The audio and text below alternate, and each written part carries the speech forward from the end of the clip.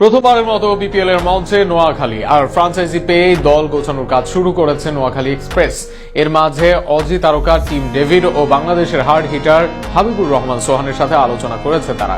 এরা সহ আরো 4 জন ক্রিকেটার আছেন নোয়াখালীর আলোচনায়। সব মিলিয়ে কাদের সাথে আলাপ, নোয়াখালীর বিপিএল এ দল পেয়ে এই ফ্রাঞ্চাইজির চমক দেওয়া নিয়ে বিস্তারিত থাকছে প্রতিবেদনায়।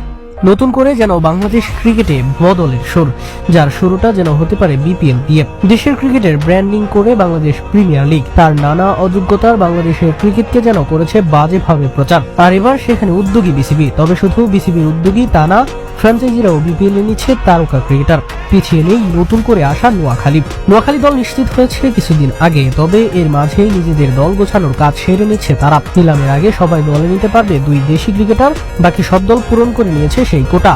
এর মাঝে দলগুলো নিলামের আগেই বদলে নিয়েছে একাধিক বিদেশিও। নিলামের আগে খুব বেশি সময় নেই নোয়াখালীর কাছে, তবে এর মাঝেই তড়িৎ গতির কাজ করছে তারা। এর মাঝে 6 জন ক্রিকেটারের সাথে কথা বলে রেখেছে তারা, বিপিএল এর মঞ্চে যারা হতে পারেন দারুণ পছন্দ।